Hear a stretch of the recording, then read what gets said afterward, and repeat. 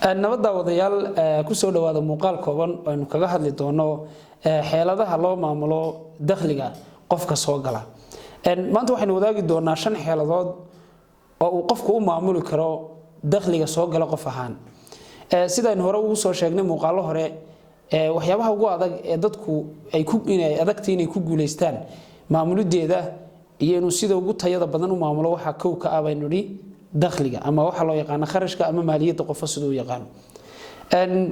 haddana mar walba aadamuhu isku dayaya inuu sameeyo xirfado iyo xeelado ama uu ku maamulo dakhligaasi wax ku oola dakhliga ay tahay in laga maamulo oo qofku ku guuleysto maamulidiisa waa ka shakhsiga ah ee naftiisa soo galaya haddii uu ka ku guuleysto wuxuu wax ku kordhin karaa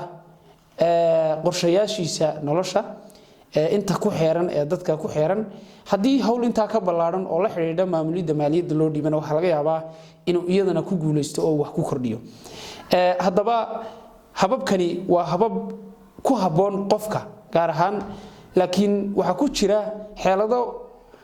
ku haboon ama ay adeegsan karaan qof wax ka badan sida shirkado kooxo ama gruubo iyagu samaystay nidaam dakhli oo ay wadaagaan oo wadara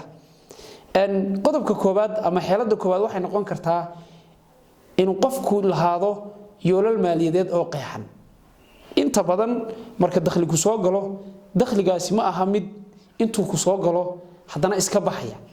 waxa laga yaabaa inay jiraan yoolal maaliyadeed ama yoolal dakhli oo aad leedahay si aad lacagtan ugu bixiso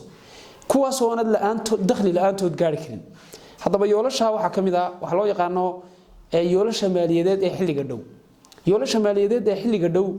waxay noqon karaan kuwa bilaha ah kuwa toddobaadlaha ah iyo kuwa maalinlaha ah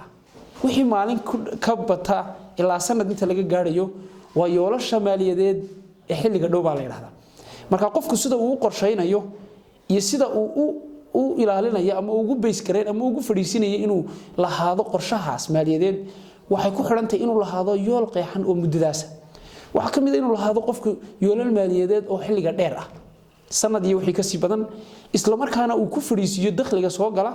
iyo yoolka uu gaarayo iyo waliba muddada uu ku gaarayo waa yoolku hadii aanu lahayn mid muddo ku dhamaada waxa noqonaya wax iska socda waxyaabo muhiimka ah ee qodobkan isaguna hoos tagay waxa kamid ah inaad kala hormayso waxaan ognahay yoolka xilliga dhow iyo yoolka xilliga dheer mar walba inuu soo horeeyo yoolka xilliga dhow sababtuna wax kale ma aha noloshii ayuu ku xiran yahay oo mar walba la leeyahay xiriir toos ah xeelada labaad waxay noqon doontaa inuu lahaado qofku inuu qorsheeyo yoolalka maaliyadeed inay lahaadaan kuwa qorsheysan tusaale ahaan marka dakhli ku soo galo dakhligaasi waa inuu faracyo leeyahay faracyada waxa kamid ah marka faracyada waxa kamid ah inuu jiro wax loo yaqaano qorshe kharash gareyneed oo uu jiro spending plan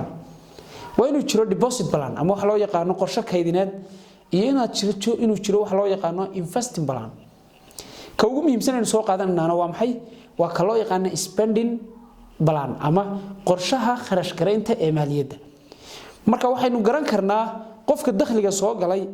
inuu mar walba ka fuur yeelayo ama uu horeysiinayo waxa loo yaqaano kharash gareynta taa macnaheedu waxa weeye inuu qofku lahaado yoolal maaliyadeed oo hormaysan isla markaana ku beys gareysan waxa dakhli ahaan isaga soo gala xeelada saddexaad ee aynu iyadana wadaagi doonaa waxa weeye inuu qofku sameeyo maalgelin inta doontaa noqoto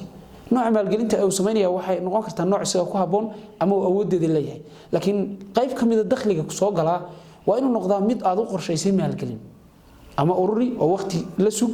ama hadii aad markaa hayso qorshe maalgelineed oo uu ku filan wax aad markaa helayso waa inuu jiraa siyaasad maalgelineed oo aad ka leedahay dakhliga ku soo gala xeelada afraad waxay noqon kartaa ama ay noqonaysaa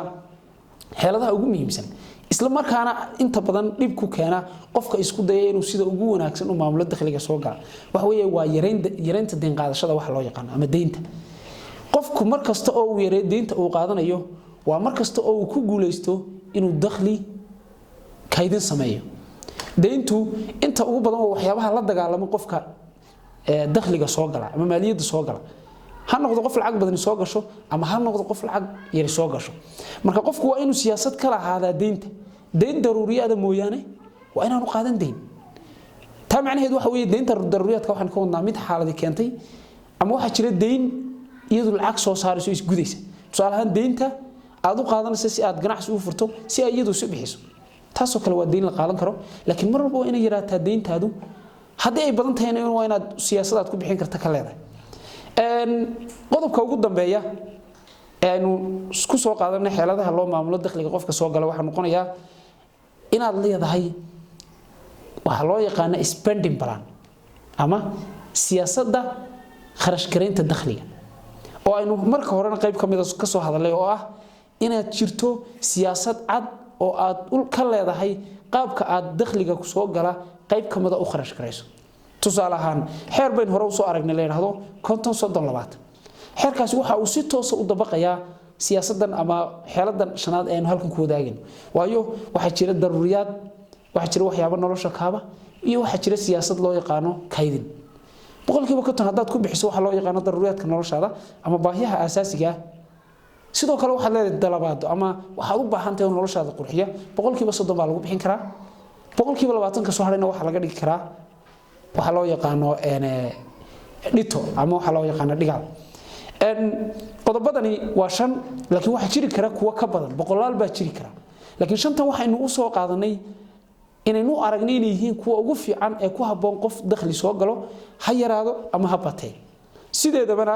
haddii aanu qofku lahayn siyaasado ku dhisan dakhliga soo gala inta badan way adkaanaysaa inuu noqdo qof la geli kara